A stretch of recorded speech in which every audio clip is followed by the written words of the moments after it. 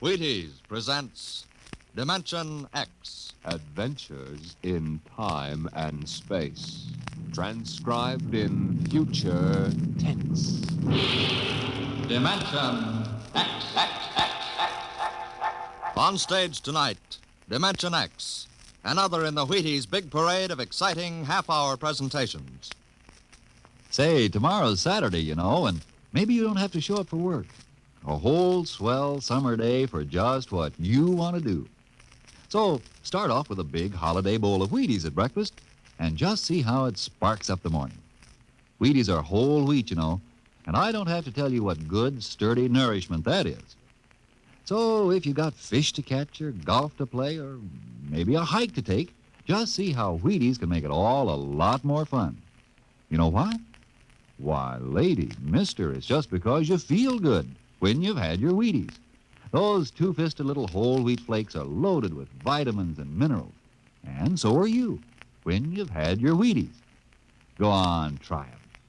Just you see how Wheaties at 7 can help at 11.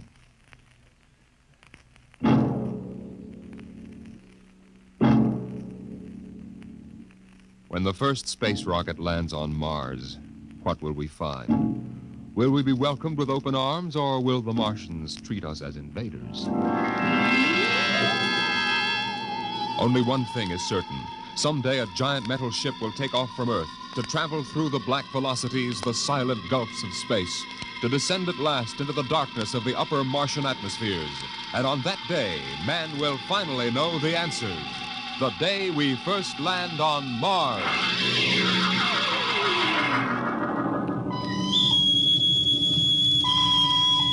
Now hear this. Now hear this. Approaching critical deceleration. Fasten gravity suits. Stand by to land. Mr. Lustig, what do you make of the terrain? There seems to be a heavy ground, Miss Captain. We won't be able to use our infrared lights. And we'll have to come in on radar. Wasn't that a little risky, sir, landing in the dark? I'd rather run the danger of a blind landing, Lieutenant, than come in without the cover of darkness. Remember, we don't know what kind of reception is waiting for us down there. Airspeed 500. Altitude now 4,000.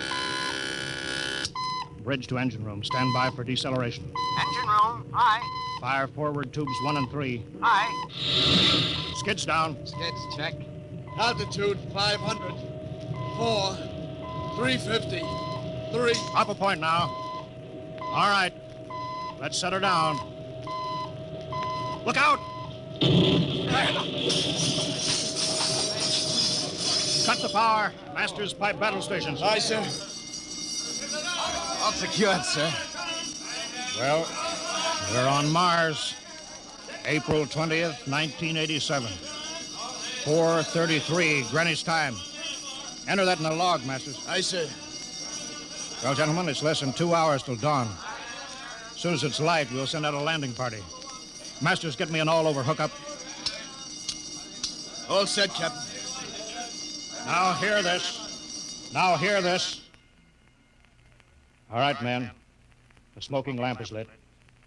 We're 17 men on an alien world.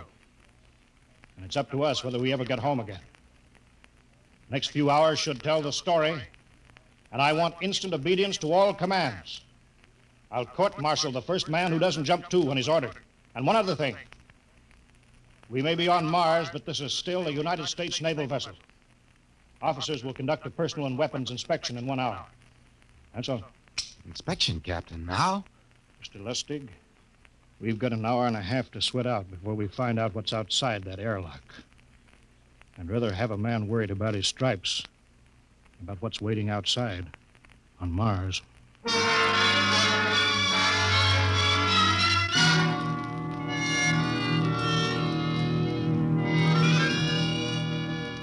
Now hear this. Landing party report to forward airlock. Captain Black, Lieutenant Hingston, Lieutenant Lustig, and Dr. Horst report immediately to forward airlock. It is now landing time -5. Sounds like they're paging us, Hingston. You ready, Dr. Horst? Yes, ready as I will ever be. Come on, let's report to the airlock.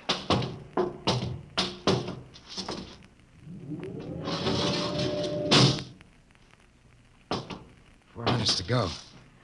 Where's the captain? Who knows? What difference does it make? Just want to get it over with, that's all.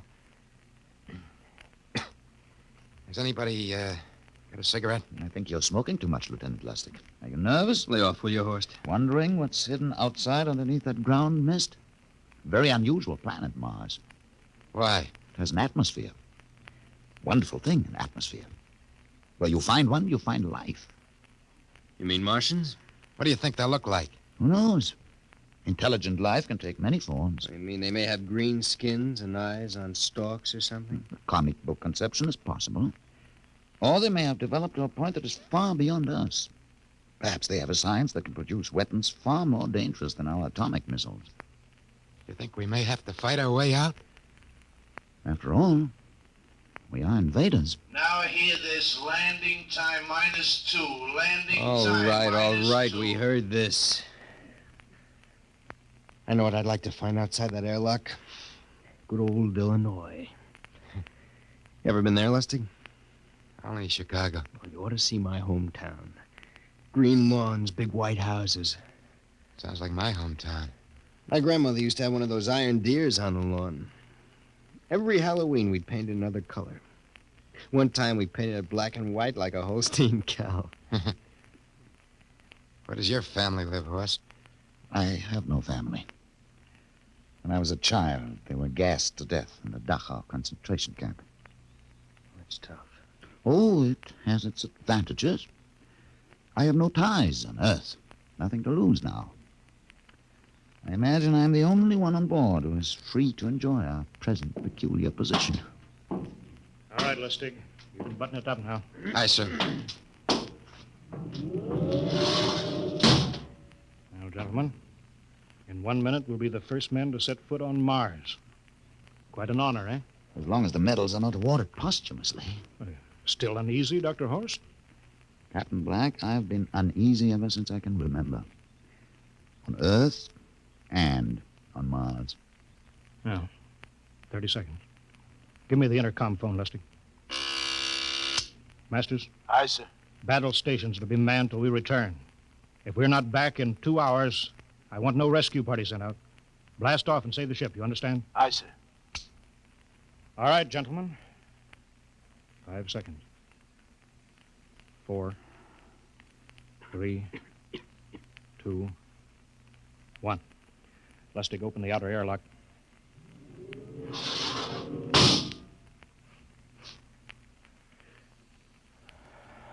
Fresh air. Let's go. Hold it now. It's too dark to move fast. Quiet, isn't it? Not even a wind. You can't see anything through this ground mist. Quiet. We don't know what's out here. Come on.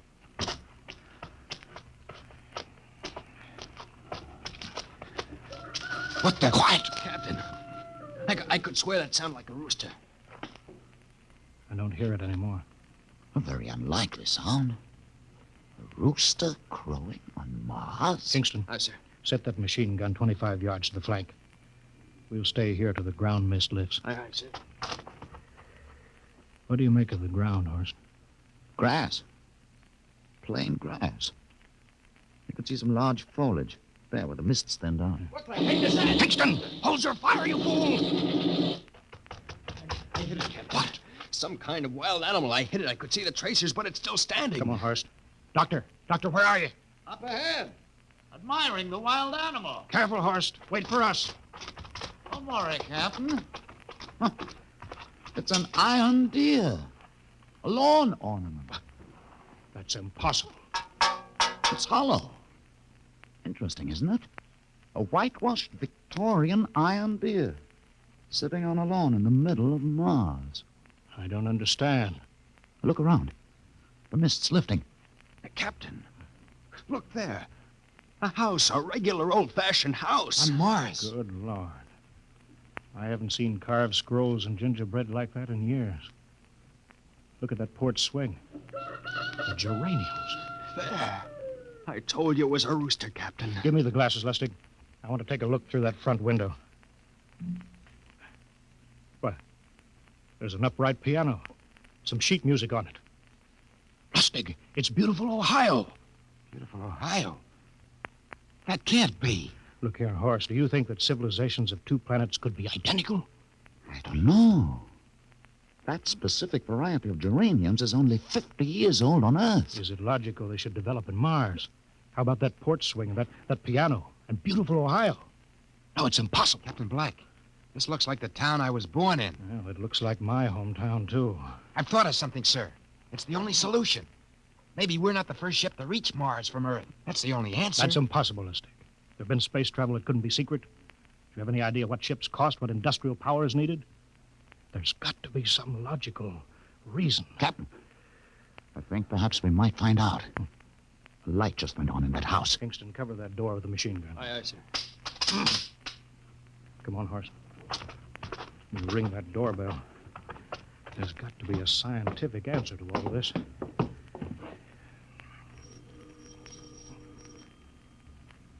There's something moving in there. Stand back, Horace. Give me a clear shot. Maybe a Martian. Can I help you? We were looking... Well, if you're selling anything, it's much too early. No, wait a minute. What town is this? What do you mean? Are you census takers? No, we're strangers here. We want to know how this town got here. Is this a game? No, it's not a game. We're from Earth. From where? From Earth.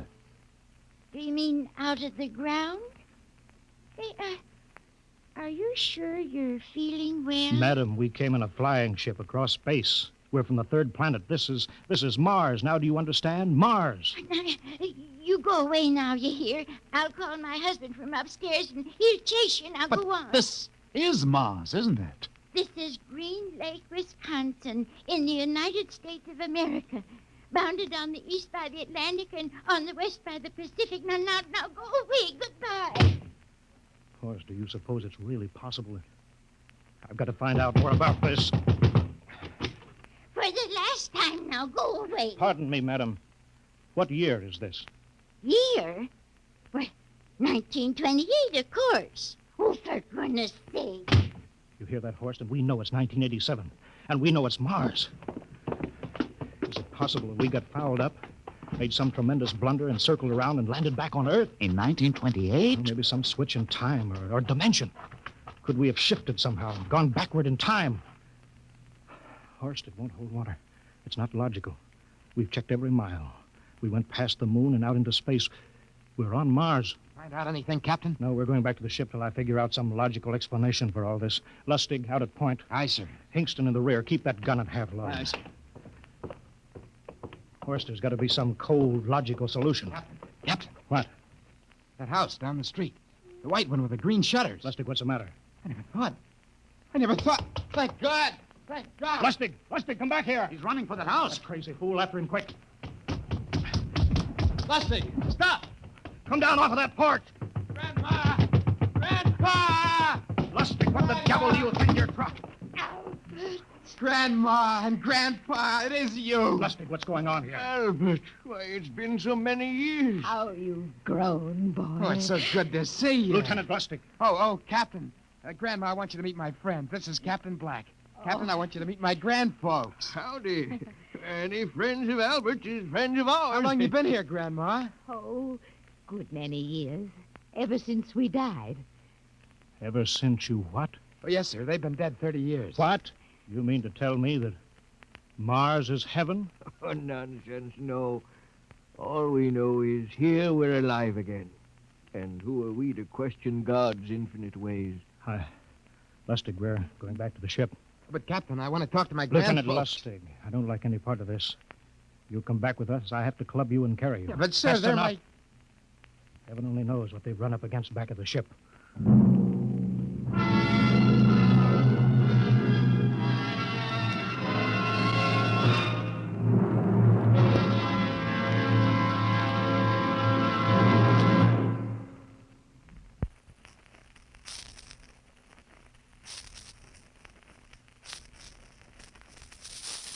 Dimension X will continue in just a moment.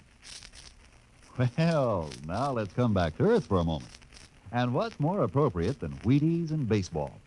You'll see what I mean as I introduce Ed Prentice, who has a special treat for you. Carry on, Mr. Prentice. Folks, I'd like to have you meet a good friend of mine and a prominent member of a fine little organization known as the Chicago White Sox, Mr. Lucius Benjamin Appling. Ooh, Ed, don't say it like that. Whoever heard of a ball player named Lucius? What if I went around calling you Paul Edward Prentice? Let's just make it Ed and Luke, huh? All right, Luke. Say, just how long have you been with the White Sox? Over 20 years, Ed. Golly, I played in darn near 2,500 games. Been at bat almost 9,000 times. Man, I'm from way back. Well, Luke, you don't look it. How do you keep up the pace, anyway? Well, Ed, I sleep good. I eat good. I eat mighty good. Wheaties about 4 mornings a week. Those little old flakes put a lot of snap, even in an old-timer like me. Must be because they're 100% whole wheat. I sure like Wheaties and milk and fruit. You know, Luke, that's exactly what I hear from a lot of ball players and plenty of other people, too. No wonder they call Wheaties the breakfast of champions. Well, thanks, Luke Appling and Ed Prentice. You know, folks, you may not be a champion ball player, but Wheaties can help you feel like one. So try 'em. Wheaties, that is. See how Wheaties at 7 can help at 11.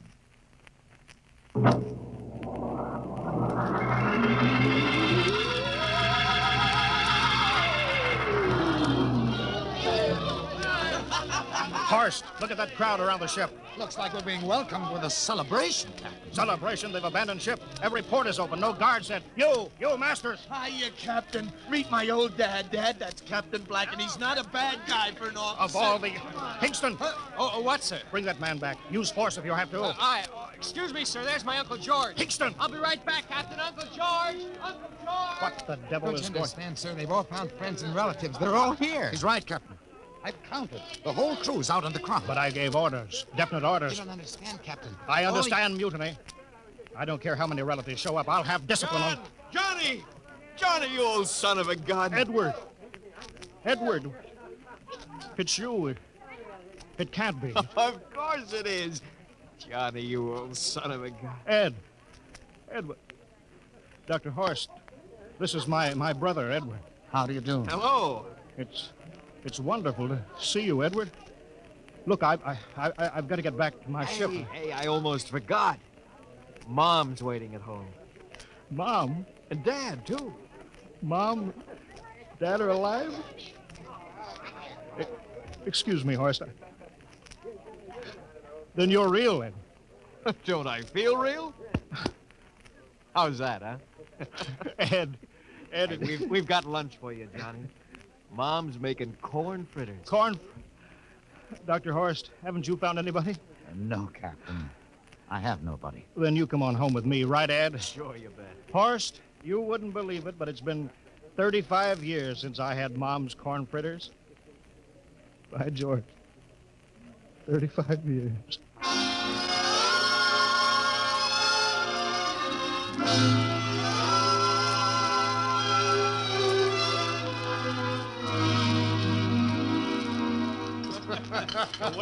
And there's plenty more in the kitchen, so don't hold back, Johnny.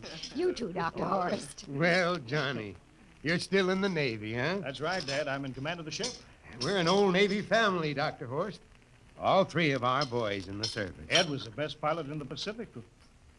What did happen, Ed? Oh, what's the difference? I'm here now. Oh, you know, it's almost perfect. All we're missing is your brother Will. Then the whole family could be together. Well, it won't be long, Mom. Will's in charge of the XR-54. That's the next rocket coming out to Mars. Well, little Will. When does he leave, Johnny? Takeoff scheduled for September, but it depends on what we report. There's no question about that now, eh? Christmas together again. That'll be something, huh? Yes, sirree. Well, this calls for celebration. How about a little of the old dandelion wine, eh, Johnny? Now, Father, don't you go giving Johnny too much wine. Oh, he's a big boy now, Mother. Well, sir, isn't everything just fine? Just fine.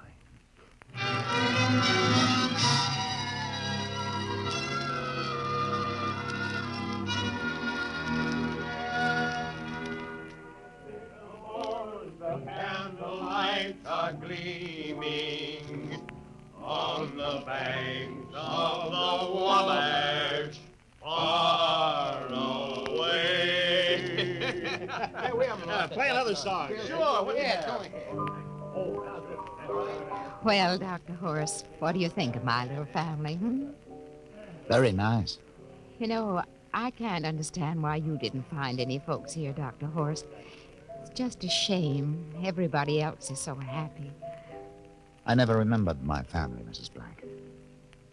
All I know is they were gassed at Dachau during the Second World War. When I was liberated, I was in delirium 3 months. I cannot remember anything before then. A psychiatric phenomenon. That's terrible. Isn't there anything anybody can do? I don't want to remember. Oh. I haven't had a pleasant life. I prefer to be free of emotional entanglements. They interfere with a scientific approach. I'm sorry, Dr. Horst. Oh, I'll get it. Hey, that's our ring, long and 3 shorts. I remember that. Well, maybe we'd better call it a night. You must be getting tired, Johnny. I'd better be going back to the ship. Oh, nonsense. You stay the night. We insist. Oh, I just couldn't rest thinking of you all alone on that ship. Oh, I'll be all right. Well, good night. Oh, wait a minute, Dr. Horst. That phone message was for you. Me? Yeah, that's right. A message from Anna. Anna? I don't remember any Anna. She asked if you were better. Perhaps she's someone you knew at Dachau. Anna? She said she's coming over here first thing in the morning. So you'll have to stay over. Yes, Well, that but... settles it then. You stay here, Horst. You can bunk with me in my old room. Oh, but Johnny, we thought you'd like to be with Edward. So you could talk the way you used to. Well, we can't put Dr. Horst in the daybed. I think we better share the room tonight. There'll be plenty of time for talking, Ed. I guess so. Well, I suppose I better drop back to the ship. You know, Ed, security check. Well, why do you have to do that here? Well, I don't know. There's no good reason, I guess. Well, suppose we skip it tonight. Oh, Why sure. not? Well, good night, everybody. Oh, it's good to have you home, Johnny. It's good to be home, Mom.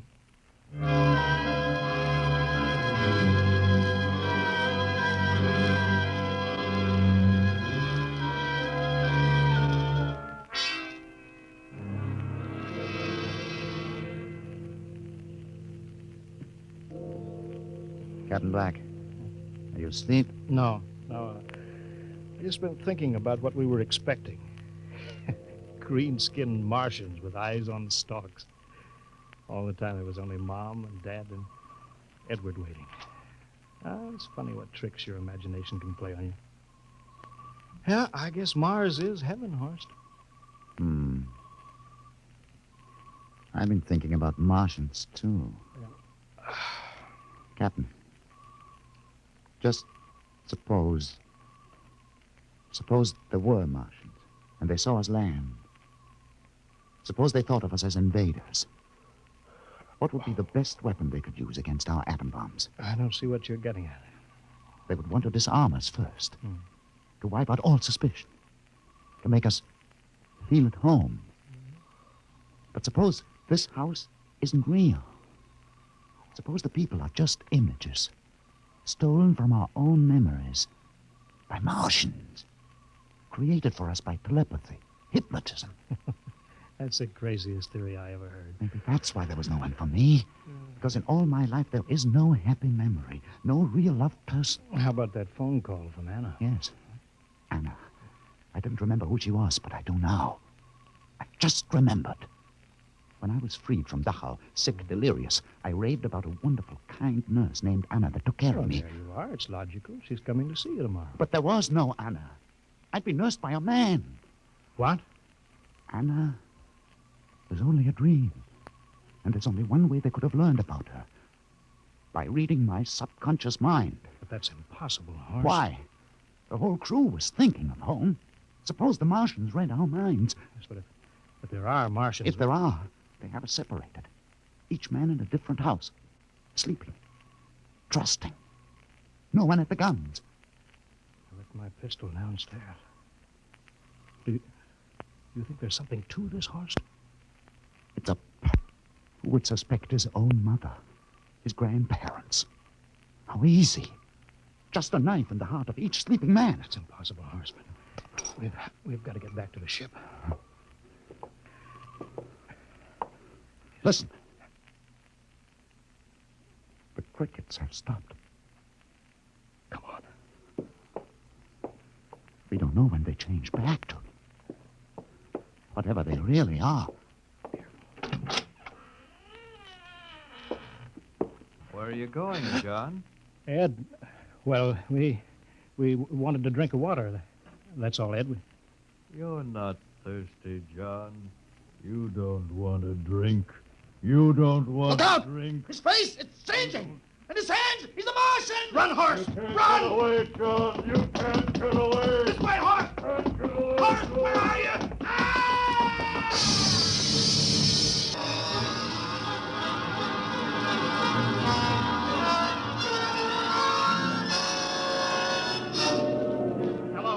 Hello, can you hear me, Earth?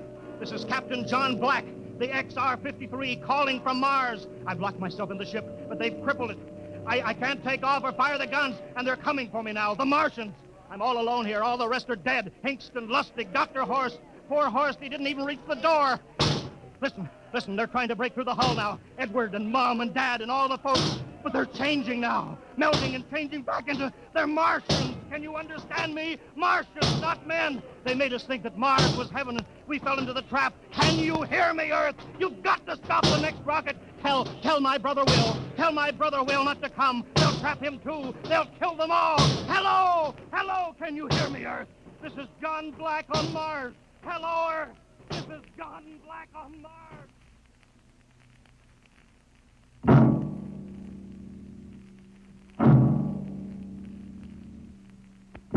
Tonight, Dimension X has presented and transcribed the Ray Bradbury story, Mars is Heaven, adapted for radio by Ernest Kenoy. Featured players were Wendell Holmes as Captain Black and Peter Capell as Dr. Horst. Your narrator, Norman Rose. Music by Albert Berman, engineer Bill Chambers. Dimension X is produced by Van Woodward and directed by Edward King. Robert Warren speaking. In a moment, we'll tell you about next week's show. And now, here is your Wheaties man, Frank Martin. Folks, tonight we have a special guest for you. Here he is, Joel McRae. Hello, Frank Martin. I kind of expected to see a package of Wheaties sticking out of your pocket. What? Did I forget him? You must like Wheaties, Frank. Sure, don't you? You bet. I'm joining the big parade of Wheaties programs, you know, with Tales of the Texas Rangers come Saturday night. That promises to be real entertainment, Joel. I understand these are true stories of the Texas Rangers. Absolutely. Each story is straight from the Texas Ranger files. Well, we're mighty proud to have you join us, Joel, with this new program. We'll all be listening on the same NBC station Saturday night for Joel McRae in Tales of the Texas Rangers. Okay, Mr. McRae? Okay, partner. Good night. Good night, Joel. And friends, be sure to listen Saturday, that's tomorrow night, to Joel McRae and his new program, Tales of the Texas Rangers. And get your Wheaties, everybody. And this is the Wheaties man, Frank Martin, inviting you again to listen tomorrow night to Joel McRae in Tales of the Texas Rangers on the Wheaties Big Parade. See you then.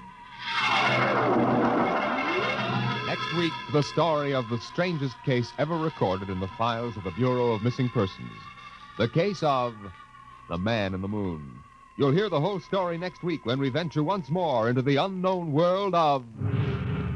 Dimension X.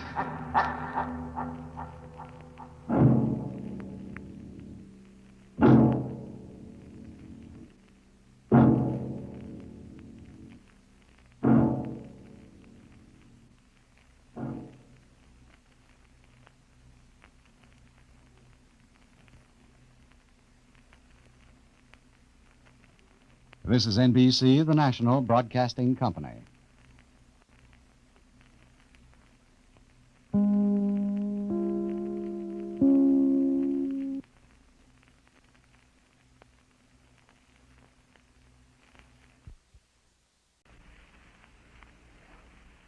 Wheaties present Dimension X.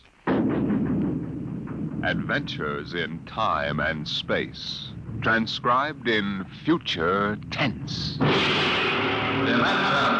X.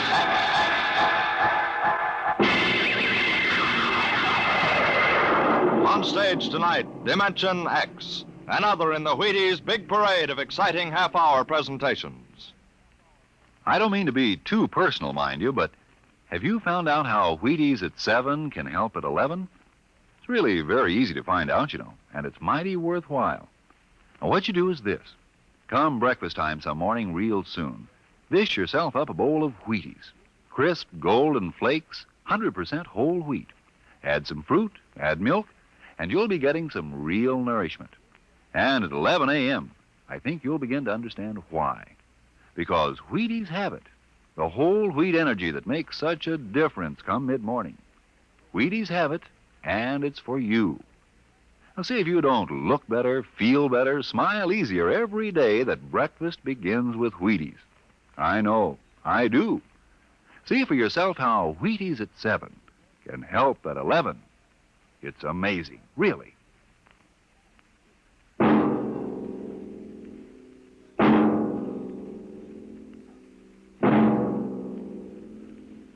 Do you remember when you were young, how your elders would tell you bedtime stories about the man in the moon? Well, tonight we have a different kind of story to tell about him. A story of suspense in the unknown world of the future, where anything can happen.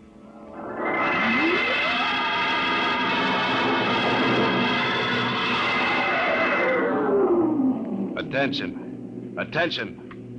This is the Federal Bureau of Missing Persons calling all local agencies. Attention. This is a coded report nationwide. Missing since 9 o'clock this morning the following persons. Smidgley, Jonathan, 5 feet 8 inches tall, brown hair, brown eyes, mastoid. Hello. Hey, get off this wavelength. This is a restricted band. Hello. Look, whoever you are, you're on a coded wavelength. Now tune out. This frequency is reserved for the Federal Bureau of Missing Persons. Hello, Earth. This is the moon calling Earth. Hello, Earth. This guy's loony. Transmitting room. Jake in transmission. Jake, this is Charlie in the code room. Some crackpot's on our frequency. Yeah, I heard him, Charlie. I've got CQ trying to trace it now. Yeah, well, hurry it up, will you? Some ham's in for a good stiff fine by the FCC. They ought to take his license away. Oh, here comes Lenny with a directional fix. Here you are, Jake. I checked it 4 times. Why, this is impossible, and you know it. I can't help it. Hey, what's going on down there? How about it? Get that ham out of my killer sight. Listen, Charlie, that interference is being beamed from 240,000 miles away. Oh, now, Jake, you know there ain't no such thing as 240,000 miles away. Oh, yes, there is, Charlie. Straight up. Straight? Hey, now, wait a minute. Charlie, that signal's coming from the moon. The moon? Are you nuts? Somebody might be bouncing it like a radar signal. Radar on this frequency? Where did you study basic radio? Listen, flathead, you asked for a fix. I gave the best fix our instruments can find. Now take it or leave it. Somebody on the moon is calling the Bureau of Missing Persons.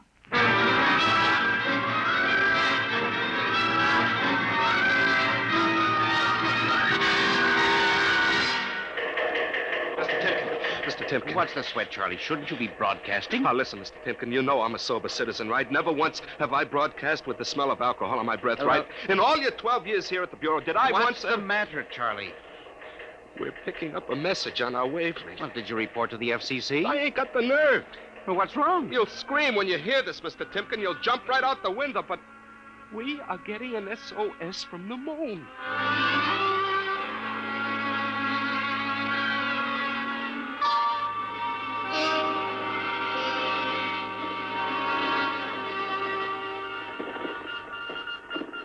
That's got it.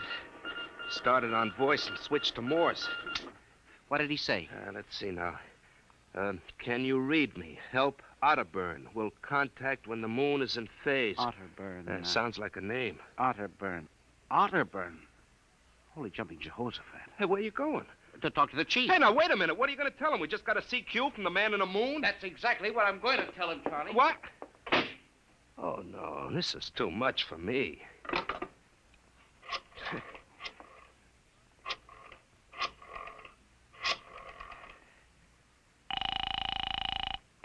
Washington Star-Ledger. Let me have O'Brien on the city desk, huh? One moment.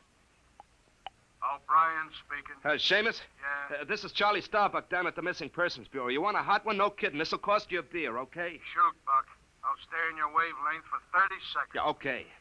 We just got a radio message from the moon. What? From the moon. Call me back when you're sober. Okay, Seamus, if you don't know a story when you see one. I'll send you the name of a good psychiatrist. So long, Orson Welles. Orson Welles? Hey, How do you like that? He don't believe me.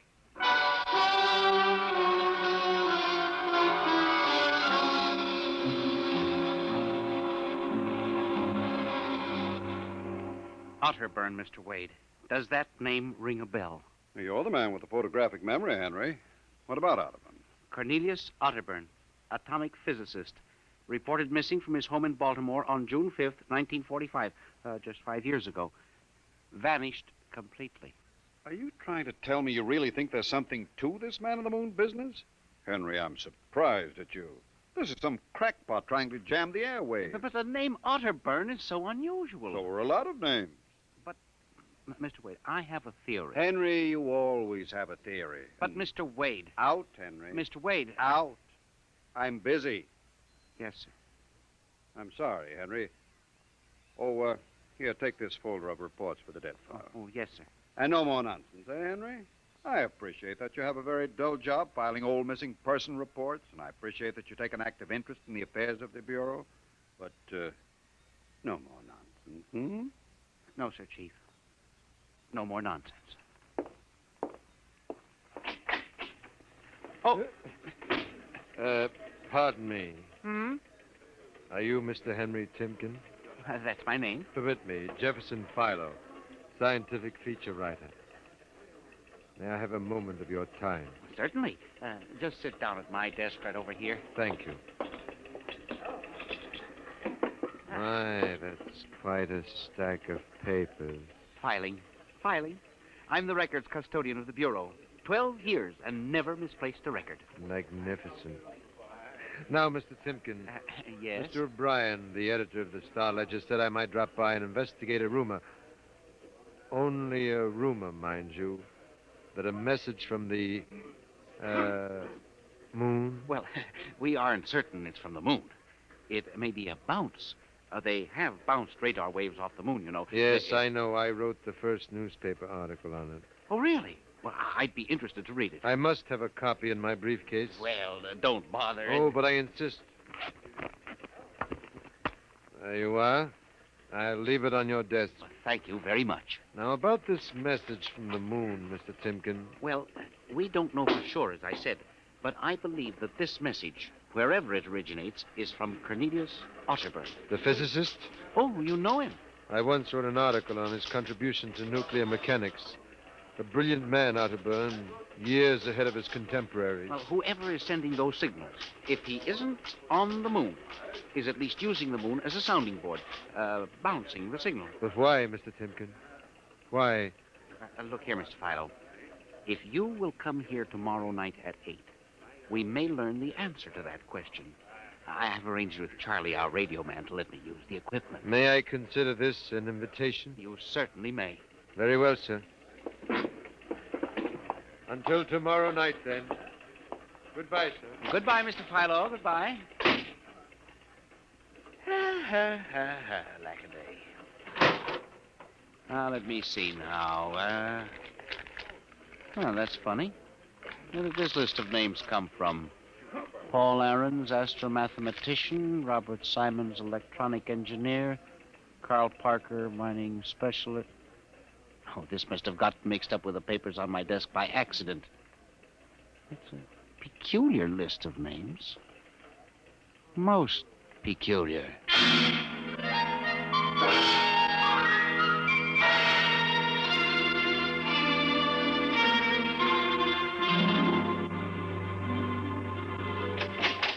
Good morning, Charlie. Oh, hi, Mr. Timken. I see we made the papers. Oh? And how? Mr. Chief steamed up about it. What did the paper say? Mostly ha-ha. Here's the Herald. Oh? Oh, brother, what a panty. Uh-huh.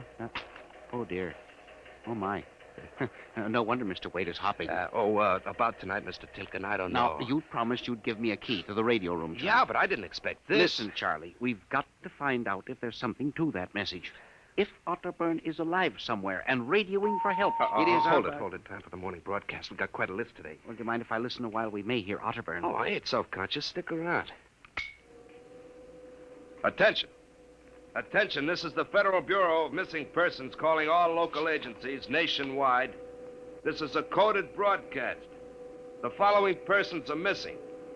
Aarons, Dr. Paul, 5'5", brown hair, brown eyes, scar on left side of chin. Aarons? Thick glasses. Occupation, astromathematician. Missing since 6 o'clock this morning. Being missing? sought by Bel Air police. Charlie. Repeat, Dr. Paul Aaron. Charlie, shut it off a second. Oh, now, listen, Mr. Timken. It's okay to stay, but you can't interrupt. This is important. Now, what time was Dr. Aarons reported missing? 6 a.m. We got the report from Bel Air less than an hour ago. Are you certain, Charlie? Yeah, positive. What is this? Charlie, what's the next name on the list? Let's see. Simons, Robert. What? Engineer. Came in less than 20 minutes ago. 20? What's the matter with you? You look like you've seen a ghost. Nothing, Charlie. Except that last night, quite by accident, someone left a list of names on my desk, and that list included the names of those 2 men who weren't reported missing until an hour ago. What? Yeah, that don't sound right to me. It isn't right, Charlie. Which raises a question. Who would make up a list of missing persons before they were missing, not after?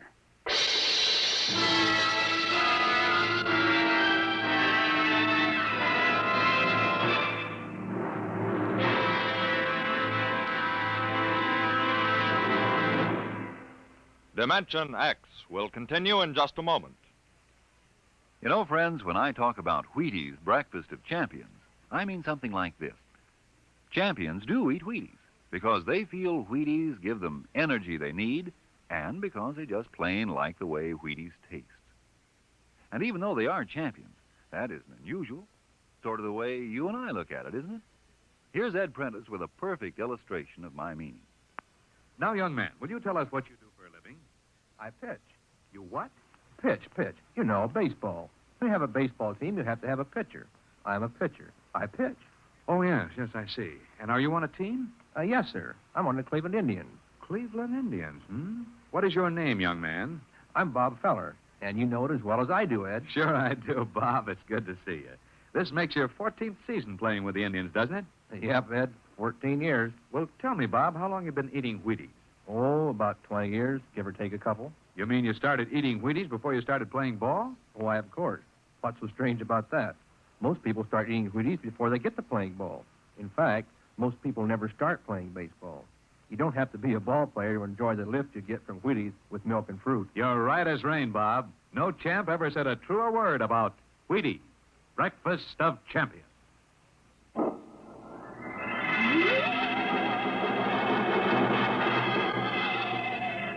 And you say this list of names was left on your desk accidentally? I believe so, Mr. Wade. Do you have any ideas? Well, it's hard to say. Mr. Philo left some papers from his briefcase. Mr. Philo? A science feature writer. I see. You were the leak on the story, then?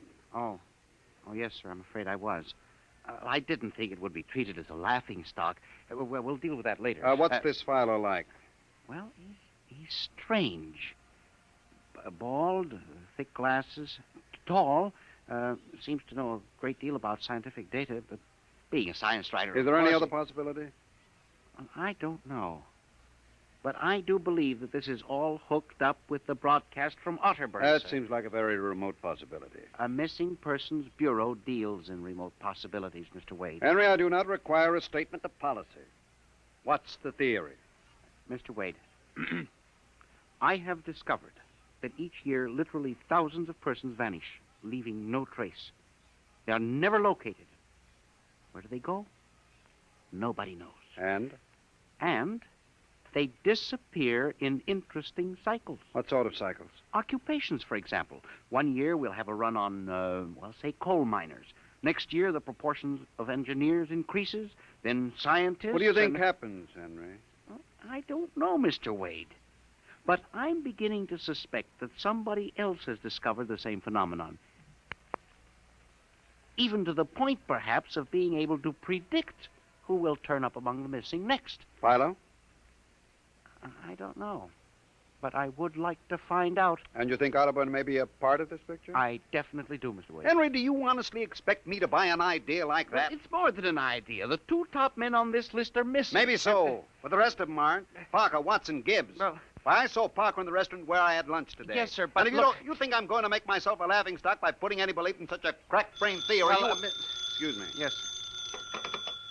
Hello, Wade speaking. Yes? Yes, I see. What name? Just a moment. Henry, let me see that list again. Oh, yes, sir. Here you are, sir. Go ahead. I see. I'll get back to you. I guess I owe you an apology, Henry. Yeah, sir? Carl Parker was just reported missing. Parker? The third man on your list. Holy mackerel. Exactly. Henry, perhaps I've underestimated you. Maybe this time you really stumble onto something. What do you intend to do, Mr. Wade? I don't know. I haven't thought it out yet. I was planning to listen for another broadcast tonight in the hope that Otterburn might try to contact us again. I'll join you. I also invited Mr. Philo, the science feature writer. You know. I'll be glad to meet him. I'm beginning to get interested in your Mr. Philo. Mr. Wade, you don't think... That he's mixed up in this? I don't know, Henry.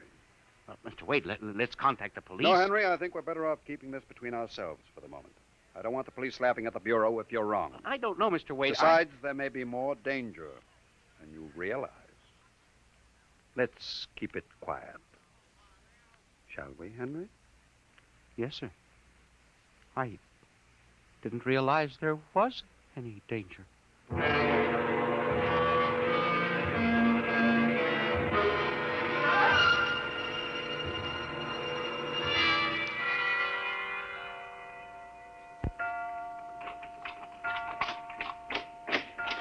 Eight o'clock. Friend Mr. Filer was late. He said he'd be here, sir. Moon is almost in direct phase. You can't wait much longer. You'd better switch on the set. Yes, sir. I'll have to light in the hall for Mr. Filer when he comes. Are you getting anything? Well, just some foreign stuff. Programming from Johannesburg, South Africa. We continue in Africa. Oh, no, dear. That's a very peculiar transmission sound. Earth. Earth. That sounds like something. See if I can work the selector here. The moon is in phase. Yes, sir. Hello. Earth, can you hear me? I'll try to return. Hello? Hello? Hello, Earth. Hello, do you hear me? I get you now. Thank God. Who are you? Can you hear me? Who are you? This is Professor Cornelius Otterburn. Hello? Go on, I hear you. Not much time. They're on to me. They've located my sending point. You hear me? Go ahead, keep talking. I've only enough oxygen for a few minutes more. Well, where are you? I'm on the Earth side of the moon. You get that? The Earth side of the moon. A volcanic crater. Good Lord. Start that recorder, Mr. Wade. Go on, explain, please. Explain, please. Closely. There's an Earth colony on the moon. There is an Earth colony on the far side of the moon. Made up of renegade scientists and criminals. Professor Ernst Holtzman. Holtzman, he died in an insane asylum in 1938. Professor Ernst Holtzman discovered nuclear rocket power in 1935. Turned his plans over to escaped inmates of the asylum. They took off and set up a colony on the far side of the moon in 1938. Go ahead. We're recording you. Each year, they recruit new colonists from Earth. Slave labor mostly. Some women, scientists. The oxygen problem is a big one. I was kidnapped in 1945. Yes, we know. Keep talking. They wanted me to work on atomic drive with their flying discs. Hello? We're still getting you. Go on. 6 others and I escaped. Speak louder. Not much oxygen left, getting weaker. We pulled what little oxygen we had. The others, dead now. Thank God I reached you. You've got to stop them. Stop them. Stop who? The moon colony, planning to take over the Earth. Listen, they have agents on Earth. Hear me? Agents on Earth? Where? Who? Hello? Hello? Agents in... Henry, look out. The light. Someone at the window. Get down. Henry, are you all right? I think so. Oh, his shot smashed the transmitter. Strike a match. Careful. Whew, that was close. I got a look at him. From the description, it was your Mr. Philo. Well, we got a recording anyway, but not the most important part of the message. Henry, we've got to get you out of here. You said they have agents. Philo's probably one of them. He'll be looking for you now, trying to kill you. The police, You Mr. think Wade. the police would believe a fantastic story like this? People being kidnapped to the moon as slave labor? Moon colony planning an invasion of the Earth? Henry, believe me, they'd clap us into straitjackets before we could finish. We've got to do We something. need time to get proof. But we can't walk out of here. Philo's probably We waiting. can only figure some way. Wait, I know. How? Listen, there's a service elevator that leads to the basement garage. My car is there. Mr. Wade, By let's the call time the the police get here, we'll be dead. You think Philo will wait outside all night? Come on.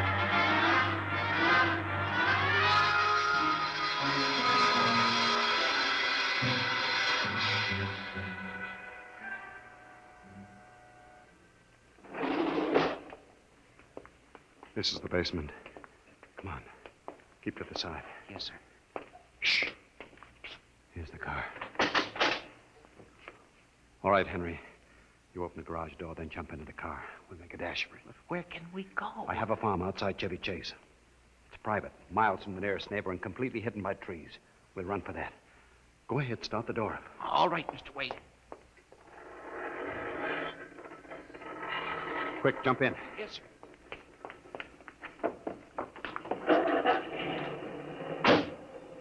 All right, here we go. Cross your fingers, Henry.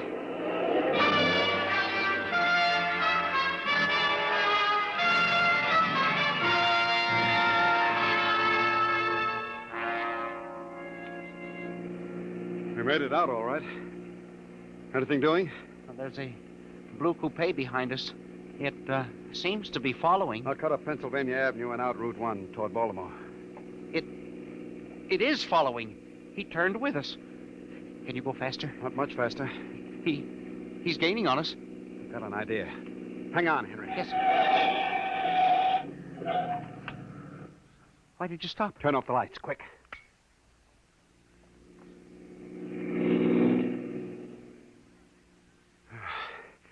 It worked. He shot right past us. Now we'll double back and go out another route. I think everything's going to be all right now. We can be at my farm in less than an hour.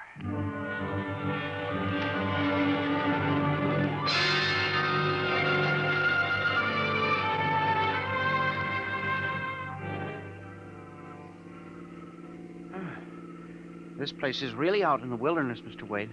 You can stay here indefinitely till we figure out the next move. Just up this dirt road now, there's a big abandoned wheat silo on my grounds. It's down in a hollow where it can't be seen except from the air. And even then, the oak trees shield it. We'll hide you out there. And we can leave the car here. We'll be able to see. Come on. How did you ever find this place, Mr. Wade? I've always liked seclusion. Came up here to get away from it all. There's the silo. Well, it's certainly well hidden. There's a small door around the side. Come on. Yes, sir. Oh, careful of those bushes. It's hard to see them in the dark. Do you suppose Philo will find us? I assure you, Henry, that Mr. Philo will never find us here. Not in a million years. Here's the door. It's pitch dark. Hold my arm. I know the way. Just a few steps up, then another door. Yes, sir.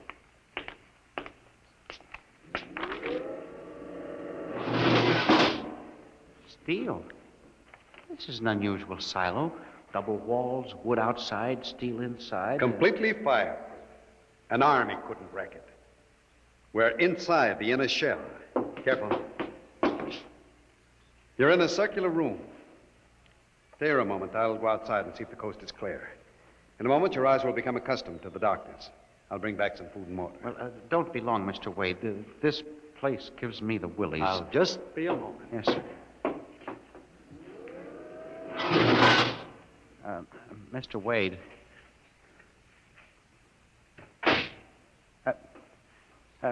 Mr. Wade. I swear I hear something. Mr. Wade! What's that? There is something. Good Lord. There's someone in here. It's locked. Oh, no. Oh, this must be a light switch. Oh, thank God. Oh, no. People. 10, 15, 20 of them. Mr. Wade! Help! Help! Will do you no good to shout, Henry. Mr. Wade, where are you? Outside, speaking over the intercom. Mr. Wade, there are people in here. 15 or 20 of them. They're sitting like statues just staring at me. They won't hurt you, Henry. They've all been drugged. They're even more helpless than you. Yes, but who are they? Permit me to introduce them, Henry, since they're currently unable to introduce themselves. The gentleman seated before you is Dr. Paul Ahrens, the astromathematician. Ahrens? Next to him is Mr. Robert Simons, electronic engineer. Name's on the list? Yes. They've all been recruited for work with Professor Halsman's group on the moon. On the moon? Then you're one of them? Of course. If you'll turn around, Henry, you'll recognize the drugged form of your old friend, Mr. Philo. Philo? But I thought... That he was part of the conspiracy? No, on the contrary. His stooping made it necessary for me to include him. Yes, but the man in the window, the one who fired the shots. An agent of mine, the pilot of this ship. Ship? What ship? This silo is a camouflage for a rocket launching platform. In a moment, the roof will slide back for the rocket's takeoff. A rocket ship? In exactly 70 hours, you and your companion will join Professor Otterburn on the moon. But you can't do this to me. We have done it, Henry. No! You see, there was another name omitted from that list, which No. I carelessly mixed up with your papers. That of Henry Timken. No! Bon voyage. I won't let you do this! You can't! Please let me out! Let me out, please! This can't happen! Let me out!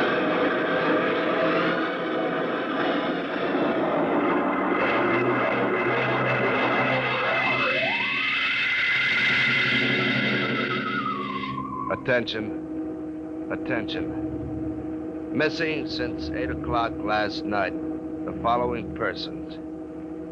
Timken Henry, age 45, height 5 feet 8, brown eyes, slightly balding.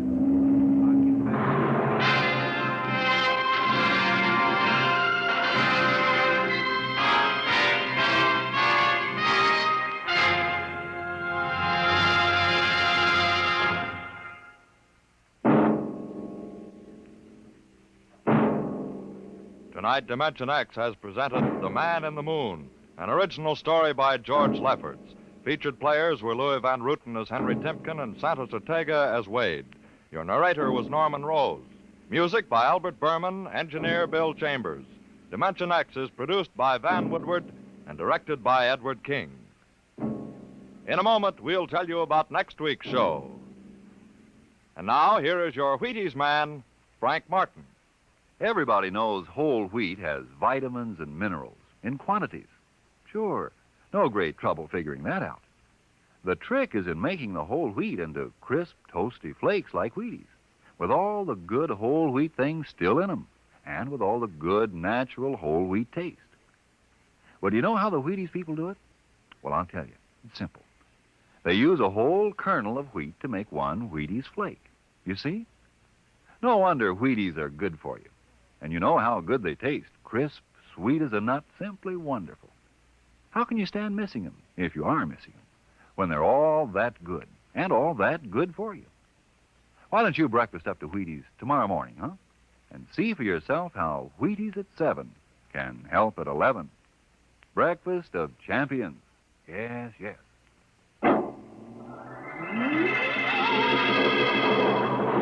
Next week, a strange and thrilling story of the foreign underground, of a brilliant young scientist and his wife whose only chance for escape from the secret police lay in a world that is beyond infinity, the world of... Dimension X.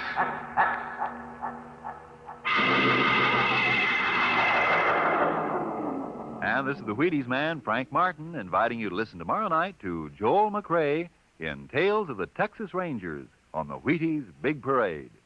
See you then.